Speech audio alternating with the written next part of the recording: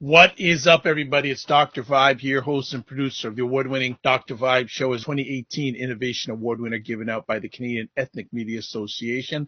And once a month, I host and co-produce live streams for fathers that are co-sponsored by Dad Central, Canada's national fatherhood organization, and Dove Men Care. And as always, I like to say you're blessed, highly favored, a magnet for miracles, and a solution for someone's problem. And hope everyone's enjoying the long weekend here in Canada. It's August 3rd. A little background on today's conversation. Grace JerkFest, presented by TD Ready Commitment, is going virtual this year due to COVID-19. The food, the music, and fun times will be streamed on www.jerkfestival.ca on August 8th and August 9th from 6 p.m. to 10 p.m. each night. There is no cost. Everyone is invited, and you'll get to see jerk cooking demonstrations, Canadian dancers, singers, steel pan artists, as well as international headliners, Beanie Man, Leela Ike, and Allison Hines. But one person we left out. The person we left out is a person we have here live today. Jah Cure is with us today. He's going to be performing during the great event. So welcome for the first time, but not the last time. Jah Cure, how are you today, my brother? I'm blessed, giving thanks. The Almighty give us life, and I'm still alive, to do the work. Life is the greatest blessing a man could have. Absolutely. Absolutely. Well, thank you for taking time out of your schedule. I know that you just fed some people this morning, so I didn't know you're also a cook. I mean, honestly, I love to cook a long time, but COVID just verified me. Absolutely. Absolutely. This is the first time you've been on our platform, and thank you for taking the time. Can you give a little background about yourself, where you grew up, life when you were a young Jah Cure? I grew up between Montego Bay and Kingston, born in Hanover, grew up in Flankers, Montego Bay, head to Kingston when I was 13 to start the music, and that's where my life has been ever since, in the music. And I get my first song 1997 with Sizzler, Divide and Rule, produced by Beres Hammond. And I decided to take my career from that level, and I ended up recording from inside incarceration, and some of the songs get worldwide known. And I went in with a name, but I came back out with a bigger name. So my situation was kind of different because I didn't went in as this power pack, but I came out as a column, a strong column in the reggae section of the industry. You were born in Hanover. Can you hmm go back, and what were the days like growing up in Hanover? I lived with my mom in Montego Bay, but every holiday, every chance I get, I'm in Hanover, even now, because I love rivers. I love countryside. I wasn't born in a hospital. I was fortunate to be one of those kids that was born in a home, because these things not happening again. And if these things are happening somewhere in the world, it's not in our society like Jamaica or America. Maybe you still have a few holistic home nurses that we used to have in the days. This is from the African heritage of culture that a lot of black people used to go around from house to house and deliver babies. And a lot of us, if we could research our history, this is what it was. Most of us wasn't born in a hospital before the days. And still, even when hospital was fully in, there was some of us that still get an help from, a midwife, what you call those people in those days.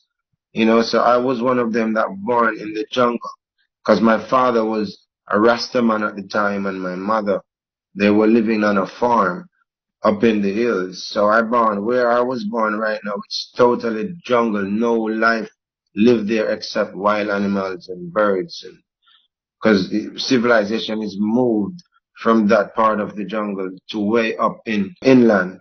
But when I look back at my story, and I know that it was a special time, because maybe that's why God is put me in a certain position, because I come through the lineage of the authentic deliverer.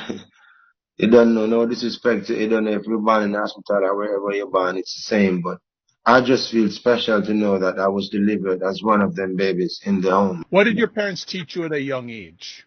What sort of values? Well, my grandmother always tell me to learn how to do things, else people gonna beat you with them foot clot. Cause My grandmother always say, you have to learn how to be a man, learn how to wash, cook.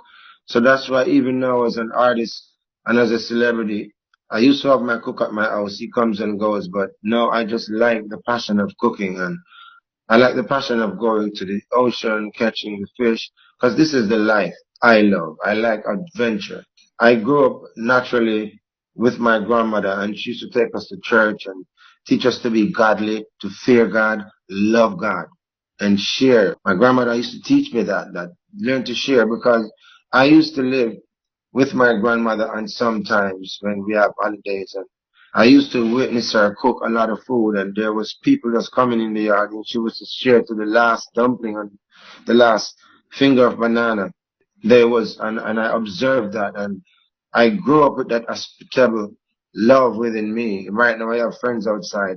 I've been to the rivers. I go around my friends, and I cook all the time. I just find myself taking care of people, showing people love, and cook, and make sure everyone is filled and enjoy the meal.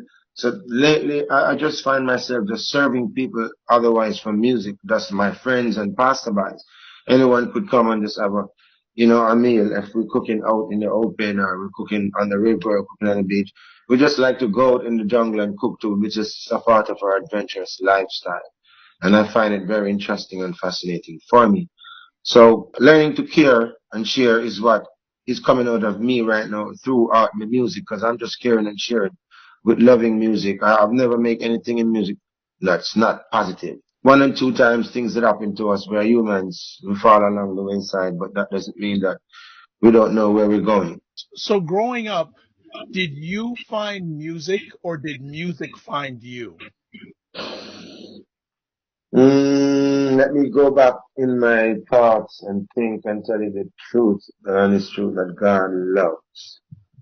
I think that the music found me because when I was a kid growing up, I used to sneak away through my mother's window to go to sessions. I mean, life is changing. A lot of cultures are changing. Nowadays, younger kids maybe get a chance. Maybe now parents still strict on some of them, and it's not a change. But we used to find ways to slip through the bathroom window. Because them times it was the wooden windows, we could just take off a few window pane off, and slide my little self through. And the next thing you know, my mom wake up one night and I was missing from the house, and she heard some function down the road, but it wasn't far away from where we lived. So my mom could hear the sound system and hear people singing on some mic at certain late hours at the night. For my age, I wasn't supposed to be out. But because the love of music, I sneak out. I'm always going to dance sessions, and there was a singing competition going on. And next thing I know, I found myself down there singing. So I won the singing competition, and the next day, I went to Sandals Hotel to eat lunch, because that was a part of the winning. You get a voucher to eat at Sandals for lunch for the day, and then you come home with a food basket packed with a little bit of everything. And when I take the food basket home to my mom, I said, I watched my brothers, my mom, my stepdad, everybody was using from the food basket for days, for a week and a half, like the little things. And I watched the food basket was used up by my entire family. And I looked at myself and said, maybe in the future, God is going to bless me to be the food basket for my family. And I live to see these days. I'm the one taking care of my mom, my brothers, my father. I look out for them. I do what I can until it can be completed, because you can never do for them what they have done for us. But Nice. I'm happy to know that from those days, seeing myself as the food basket, and I became that food basket. So I'm just grateful to God. I'm so proud to be a vessel. So, that's just my gratefulness to the Almighty every single day of my life. Nice. Nice. Do you remember that's the name of the song you sung in that singing competition at all? What was the song? It was a song I said, the system is a fraud. That's why me ask you for help us, Lord. The system is a fraud. That's why me ask you for help us, Lord. Youth can't find food. That's how them have it thief. Youth man get shot and mama belly feel weak. Yes, it is a fraud. That's why me ask you for help us, Lord. That was my first. You remember, that's good. Thank you. I could never forget those words. And I never recorded that song in my life. I just have it as a song in my head. Maybe one day I should put it to here because I still have the melody and the words. Yes, absolutely. I would love to hear it. Let me ask, do you have memories of your first real gig? First real gig was up in a place called Constitution, a place called near Dallas. It's behind the Papine. It's one of the mountains between Augustown and a little place called Constitution Hill. Anybody knows that Papine area near the university around the back, you go down in the valley and go up this hill. And it's a nice little, go up in the mountain, very remote, but nice and fresh and natural. And I remember it was me singing Sweet and Reggie Step Up. And there was a crew from Barbican. Them time you have Colin Fat as big producer and Steely them and Clevey. And you have Singing Sweet was hot. With the song was sometimes I wonder I will make it true. And the rhythm that Baby Wayne was all them wanted, them kill man and get wanted. When I respond to them and them, Mama, in those days when that giggy rhythm was hot. And Baby Wayne, that artist, was hot on that beat and singing sweet that song. When I see you smile, I can face the world.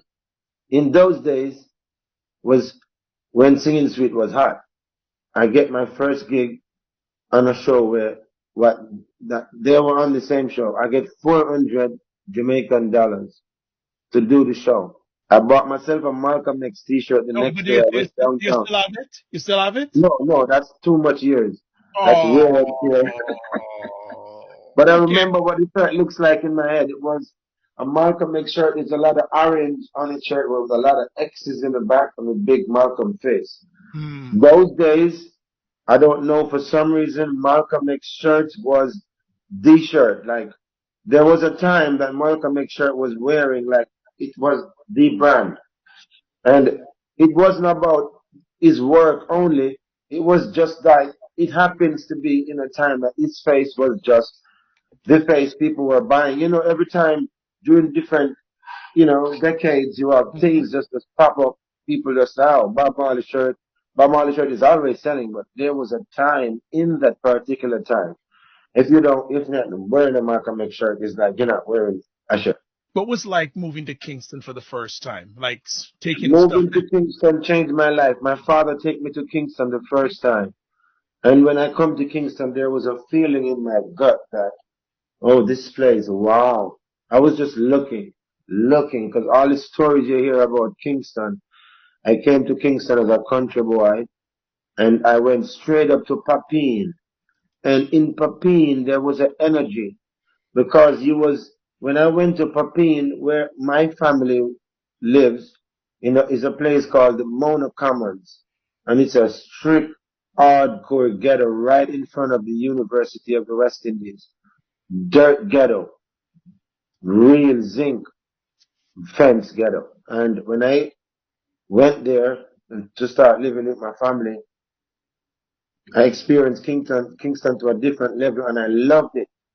It gives me an energy, a different force field into my energy. Like it's different because where we live, when I wake up in the morning, I could just look at Blue Mountain and all the mountains behind the mountains, and it has this look, energy.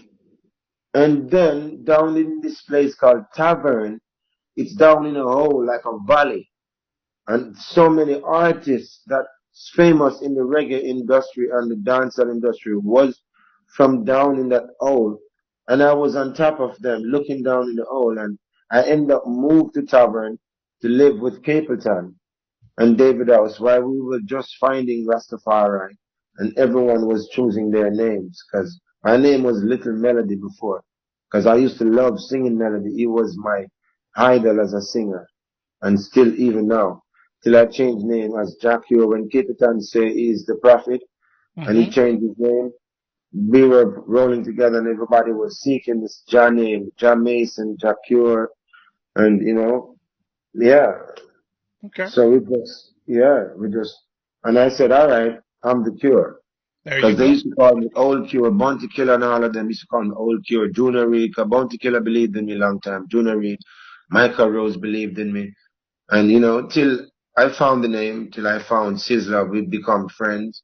And it wasn't Capleton that who gave me the break, but Capleton take care of us, feeded us, nurtured us, and give us all the support we could need to help ourselves up until we could balance on our own. And so Capleton being a brother. When Beres met me, Beres said, you have a commanding voice. I love your vocal. Sister said, I'm coming to sing for you tonight. And Beres said, I'm waiting. When we reached the studio, Beres Hammond was sitting down, waiting on us, drinking some Guinness with Miss Mervis Walsh. Them time Beres never lived on Stony Hill. The house was under construction, and Beres never having his own studio yet. And it was 3-1 strong studio. Still Garden owns that studio. Buju Banton and this man, Silgarden, was owning the studio at one point, calling the name Cell Block. Buju and him had a fallout, and Buju leave there and go to his own place and acquire his own studio, which is where Buju resides now as his own studio place. That's the studio that we use and started my career with Divide and Rule and songs like Run Come Love Me Tonight and songs like Sunny Day was recorded there.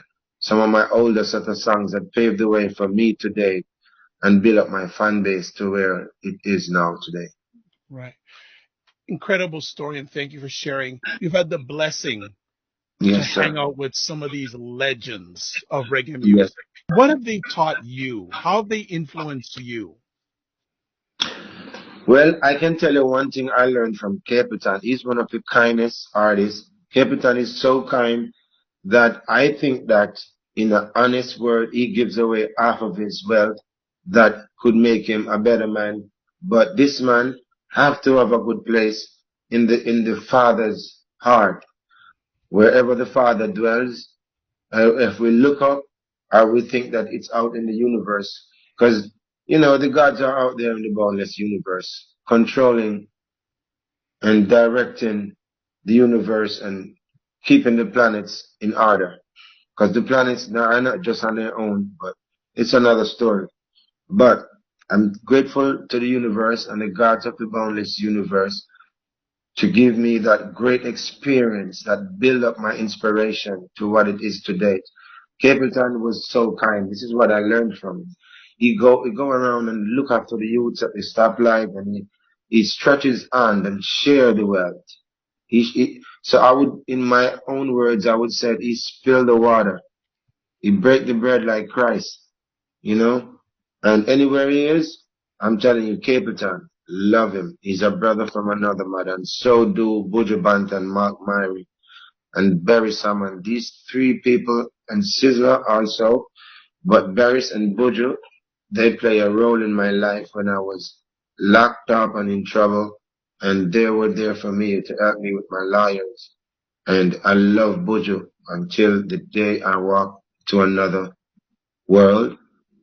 I want to announce this to the world. This is my interview and it's talking about me, but it's not only about me because talking about me and my story consists of some other people that helped me build me. And Buju Banton was one of my best friends and still is. I don't visit him every day. I give him space, but I would love to do that every day. But right now, you know what I mean? There's a lot going on for him, but he has to fix what needs to be fixed. And he's here, and I'm happy that he's free and alive. And we are sharing the same love together. We're rocking the same boat in the freedom boat. Wonderful. Um, I don't want to spend too much time on it. You were in prison for a little while. And earlier on, you said it was a bad time. How did you make that bad time into a good time? Because you recorded while you were in prison. How did that thought process, where did that thought process come to make bad into good? Well, a lot of people will say this and that about a man or a woman or me or someone, but this is our kind of people. Black people, we good at tearing down our own. But before I get to that, what I'm saying is this will show you the mindset of a man, because it's been said that a great leader or a warrior is been valued of how he handled his struggle when his struggles are heavy and your burdens are heavy. And when my burdens get heavy and my back was against the wall, I showed the world that my heart is good because I didn't reside to bitterness. Because that's what 90% of people does when they get locked up. Frustrated, innocent, or guilty. People just started to get bitter and started to think that they should just be snapping back, getting back, taking revenge. You will never win. You will live your entire life doing snapbacks. And I'm not that. I'm not into that game. So I replenished my spirit and my energy and my soul and said, God, I want to turn this negative into the greatest positive. So I just switched the negative into positive and I flip it around and it works for me. And that's how I came in the music, from making music inside. What were people's thoughts of you making music while you were in prison? Did you everyone support it? Some people say, "Ja, you're mad. You're mad. What are you doing?" Well, first I contacted Beres and I said, hey, Beres, I have a little thing here recording and you should send me some beat. Beres said, nah, man, I will wait on you till you come out, man. Don't worry, man. I'm sorry. When them, next thing I get a call from Beres Hammond a week after and said, listen, my son, are you been vice training down there? I'm like, no, daddy. I'm just singing from my heart because the passion and the pain is just coming out. And he said, I came in from tour. And everywhere I turn, every radio, every sound system, every car, it's just your voice I'm hearing. At that time, I was running the island. Honestly, it was a Jah Cure time. And what Vibes Cartel is doing now, I'm the first human being to do that, to record inside there, but my situation is a little bit different. He's known already as a famous Vibes Cartel coming in, but I get a greater part of my fame from down in my struggles. Because people were like, I can't believe this song, this person is singing, is not in the free world with us. How can this happen? I never seen this before. Can this be possible? Because, there's no laws that say you can charge a man for making music. so, Exactly. so if I'm locked down, it's not an extra charge. It's not a broken the rule to make music. So even the authorities came down and said, how you been doing it? And I take them, say, I was doing this. And the superintendent of the prison said, I don't see this creating any harm to anyone. So I will leave you to do what you're doing. Young man, I'm proud of you because the institution need help, and sometimes the government is putting a lot of things in place and it's not working. But I came up with an idea that the government also took my idea and said, I'm not going to let you leave the prison with this history to share by yourself. We want a piece of the action. So excuse me, we're going to take your little recorder and hold on to it, and we're going to provide one when we want you to work. So they wants to program me now, but I said, no problem. My time is coming soon to go home. And I love to know that I still have opportunity to can make some songs. Maybe not at the time, but I could wake up 5 in the morning, 3 in the night, and just sing something that I hear in my head. But I still write them down. So there comes a brother called Joe Bogdanovich. Nowadays I see him doing some fest. A lot of people's running behind him for the money and because he's a good man and he's kind, and a lot of people take advantage of Joe Bogdanovich for money. A lot of people is around him. They don't really love him. They're using him. But Joe knows we never come around him to ask for anything. I'm just happy to see that he's thriving because this man had a hand in my career. And I'll tell you how. He came to prison they used his system, and he came in with an entire rap with wheels on that is an entire compact moving studio on a wheels. I let them create that. They created that for me. So they could just put it in a truck, roll it down, and roll it into the prison, and I record reflection and that system because I was recording Longing For before, Good Morning Jaja, place called Jamaica, songs like Sticky Out There, a couple of good songs, and Love Is, and those kind of songs. You know, one of the songs that still made it in my catalog today that people know, if you know Jah Cure. So when they took in charge, it was Joe Bogdanovich's system that you're using. His engineer from his studio came inside, and I record True Reflections that day, and a song with me and Phantom Mojo called Great Man, and a song said, "What will it take, my love, to show you still in love with you?" I recorded 3 songs in 1 hour because what I learned is to be quick. I was just rehearsing my songs with my headphones and my CD displayer. So when tomorrow come, because there was a time in music business that in reggae industry, artists used to have to rehearse their songs. And when you go into the studio to record, it wasn't now where you have Pro Tools to cut, stop, and take a break. In those days, you have to sing right through and finish the song in one go. So if the song is 3 minutes, you're gonna sing the best of your 3 minutes until it's done. So in this case, we get chance to cut and stop, but I rehearsed those songs. And I did have only 1 hour for that process to take place before I go back inside where I was located. And though that day I made 3 songs, Joe Bogdanovich helped make Reflection song one of the biggest song in my catalog. And also Joe Bogdanovich signed a 3-year contract with me to do the first 3 years of show in the Bahamas. And he built up a fan base for me in the Bahamas that the first year before I came out, my mom went to one of the shows and go on the stage to bless the people because the fans was just waiting so with so much passion. When I went to the Bahamas, it was like history. The show was full. For the 3 years straight, it was overpacked. Promoters and people came to me to break the contract with Joe Bogdanovich. Said, "Please, we need you." I said, "Not after the 3-year contract is up. I'm honoring Joe's contract." And from that, me and Joe never did any more adventure in music, but we see each other every now and then. And I said, "Hi, respect Joe, respect you. You played a good role in my career, and now he's doing a good thing in the industry. I seen he's playing his role. This man did his part, and I have to lift my hat to Joe Bogdanovich, Down Sound Records. Good people." Nice. Thank you Yeah. for sharing the story. One last thing about being in prison. I said I didn't want to harp on it too much. Do you remember the day you were released and who was there to greet you? Well, I have the most historical release date in the history of humankind.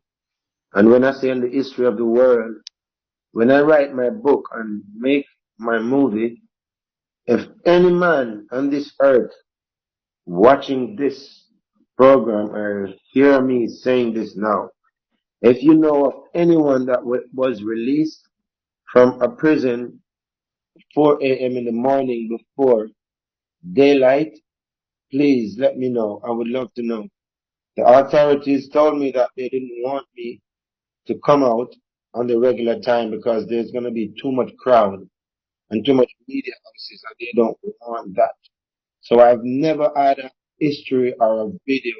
If you notice, there's never a video of me coming out. Maybe in the time when Vibes Cartel is going to come out, you will see that. So I have a video of me coming out of prison. They took me out and released me to my family before the sun rises. So when sun came out, I was having breakfast with my family and my girlfriend at the time and all my beloved ones. They let you out like 3:30 in the evening or 2 o'clock or 1 o'clock in that any time in the afternoon. I was released early, 4 a.m. I'm like, you know, So, coming out, what lesson did you learn about yourself? How was it a different Jah Cure coming out than the one that went in? What changed in you, if anything? when a man has been locked away and put away for a while, you know, if you slow things down and you're not seeing the speedy world that's flashing by, everything slow down in slow motion, so you get to skip through the errors that you make in your life and think about your future. Right now, my future was planned for years ago, and I know what I was gonna do with my life, exactly what I'm doing now. And I learned that I have faith, and I learned that the faith in me shall set me free. And it did. That I learned that my faith is gonna take me places. And the faith in me Absolutely. right now is gonna make me meet faces. And this is what's happening right. Thank God for my faith, because there's a lot of temptation along the way. There's a lot of things happen. I remain to be strong. And I'm always coming out victorious. God knows why. Sometimes I said, God, if I did give in to some negative, I will fall to the evil and temptation that comes at me. I wouldn't be here today in Neri. I'm living a good life right now. I don't have to be the richest man to tell a man that I'm rich, because as long as you have life, your blood is rich, running through your vein. That makes you a rich man. To have life. Life itself is the highest riches and wealth anything and anyone could have. Without life, you are nothing and you can't have nothing. Jah, would you say you're at peace with yourself at this time of your life? Yes, of course, because things could have been worse. When I look at life, things could have been worse, my brother. A lot of babies were born and didn't get to make it. They're born with holes in their heart. And a lot of kids born with this dysfunction, and they didn't make it past a certain age. Even now you have some kids that they're born and they're struggling to survive. So it's just to show you that I've never went to an hospital for any sicknesses. It must be getting an injury. And they was born. You know, I never went to a hospital that for a sickness or anything. So I'm 41, right? And I'm eating good, living good. So I must give God thanks that, you know what I mean? I'm one of the solid ones that came out. There was no defection. You know, Good. but we just have some rough, bad past reflection that Mm, makes us we are today all to right. make the world a better place. Excellent. Let me ask, what are some of the musical moments you're most proud of in your career? My second to last album is one of my proudest moments in my career, and reasons why I took my time on my own money to spend on myself, and I learned that self investment is one of the highest investment. Because if you know you have a skill and you're a chef and you're this talented man and you're working for this boss and making this business boom, you could maybe turn on something for yourself too and make yourself. And that's what a lot of millionaires do and get through. And some of us just don't believe in ourselves. We always think that we have to lean on someone else to make us standing. But if that's someone, we'll be falling. So we have to learn and to lean on ourselves. They said self-reliance is the highest science. So now I invest in myself for the first time, and it earned me the first Grammy nomination plaque on my wall. And I'm so grateful every time I look. And the last time I looked, that album was on the Billboard for 36 weeks. And that was a good look for me in my first album to ever take me that far. What was the name of the album again? It's called The Cure. The Cure, yes. Big work. Big work. Thank you very much. Big work, man. Any other moments outside of the Cure that you are really proud of in your journey? It's impersonal. My daughter is one of the greatest blessings God ever given to my life. Otherwise, from giving me life is my daughter. So I prayed and I said, God, give me one of the good, agreeable beings to come on this earth, smart and healthy and strong, to help make changes on this earth. And when my daughter was born, I realized she is a special soul. And that's why I love her so much. She's not just a ordinary child. We're going to start closing it down here. And again, thank you for the time. When you were approached by Grace JerkFest to do something online, what was your initial response? Well, when I heard of it, I'm like, all right, Because this is like my second virtual show since I did one for Ari John in New York Radio for Pop Club and then ever since other people is calling, some of them fall through. I was supposed to do some fest too, me and Joe Badanovich stopped, but Joe Badanovich had Robert Livingston call me, which is my ex-manager, and my name is not so well. And he come to me with some proposal. They asked me to do some fest for free. And I said, you know what, Joe? God has blessed me. I'm not hungry. I'm more hungry to reach out to my fans. I can do it for you for free, but just make sure that my musicians is being taken care of. And because I live, eat, sleep, I just ask them that I want to take care of my musicians and I will do the show free. My ex-manager came in and asked me to do the show with some other band and he will pay me $1,000 a track. I said, you could have given me $1,000,000. I ain't leaving my band. I told you I'm doing the show for free, and I would end up doing 10 tracks. And if you're going to pay me $1,000 a track, I'm going to end up get 10 grand, which is I ask you to pay my band just 2 grand. So it's not about money for me. It's about my team. Because you can't get Jah Cure without my team. My team is Jah Cure and the Royal Soldiers. And them, I can execute my work properly. So because of that, I didn't do Sumfest because they wanted me to sing with other people's band. I said, yo, I'm ready, agreed to do the show, sign the contract with Joe, because me and Joe coming from way back. But and next time I see Joe, I'm gonna tell him that, man, because the understanding that we are together, Joe. If you calling me and anything else again, and if I'm gonna do it for free, please don't have another man call me because he might kill my vibe, and I might don't want to do it because I didn't need anybody else to call me. But there's a lot of people around Joe Biden which exploiting him and confusing him, and sometimes he missed out on some good people and some good things that should be happening. So that's the only cheap reason I wasn't on something, because I was gonna do it and I did agree to do it free. God knows who else get paid. I didn't care. I made up my mind that I would sing for my fans free and give my heart. So, Nice. you know, so yeah, that's my own other virtual show that I didn't get to do. But when I get the call for the Canadian, I said, yeah, bring it on. I need to reach out to Canada right now because I can't see them physically, but I can reach to them virtually because people have to understand it. Every song that was made by recording audio and video, it's virtually released before you get the physical performance from the artist. Right. And if you never get to see that artist live, if you never get to see that artist live in your life, that means you only see him virtually and hear him virtually. So we've been dealing with the virtual for a while, but Right. people just don't realize how important virtual was. So now we have to perform virtually now because otherwise everything was virtual, otherwise from the performance. Performance was physical. So if the world ends up that, let's say it was a situation that the world wasn't going to go back, we would have to live in a virtual time. So Right. now, humans are the most intelligent beings on earth. Out of all beings that live on the planet, we are the most advanced, so we are very quick.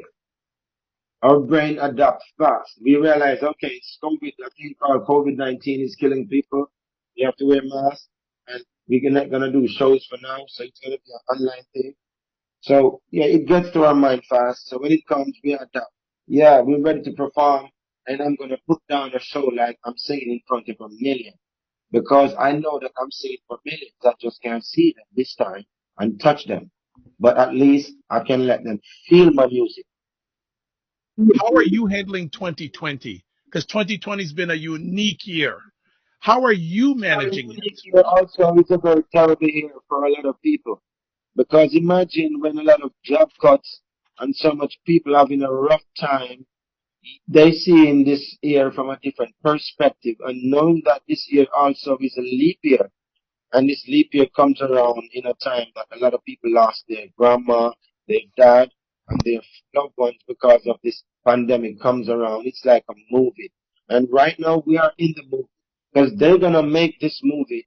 I'm sure Steven Spielberg or some young directors, there will be a movie about COVID-19 and the world is going to run to watch it to see what they were living and the reality of what they were facing. And right now we are in the movie. We are part of the makeup of the movie.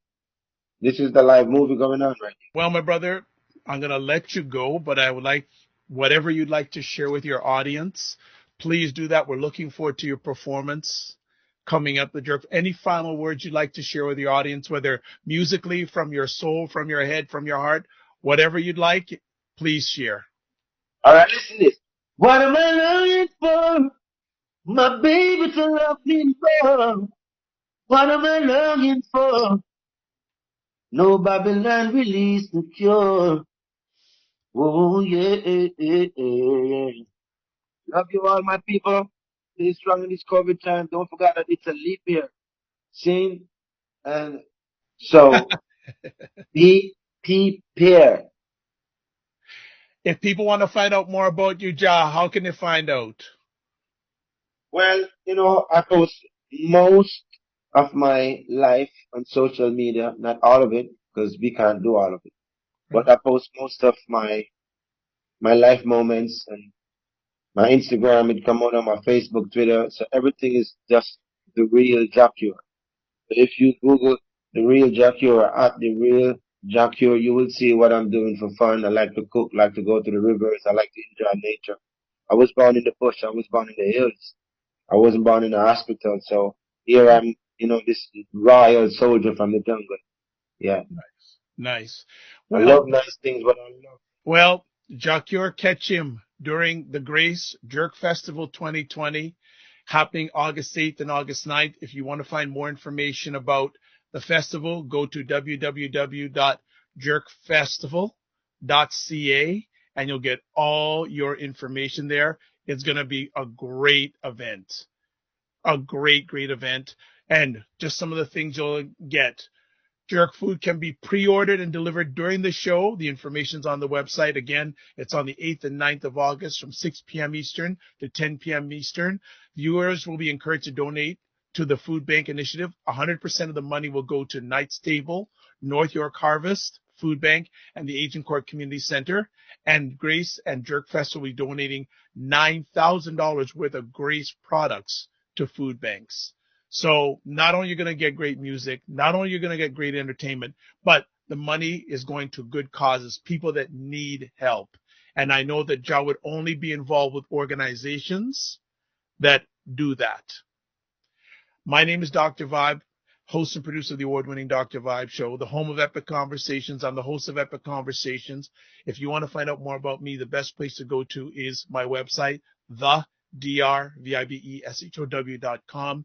I'd like to thank Jah Cure for making time to share with us today. And next time I go back to Jamaica, I want to get some of his cooking that was inherited from his grandmother. Absolutely. I'd like to thank everyone who watches live on the replay. Again, go check out the Jerk Festival, jerkfestival.ca. Going to be an epic event. As always, I like to close up my conversations like this. Live your life as a dream. If you can dream it, you can make it. Sometimes you have to get smaller to get stronger. Block assumptions and then aim bigger, aim better, aim higher, aim wider. Thanks to BIA Media for another amazing production job. God bless. Peace be well. Keep the faith and walk good.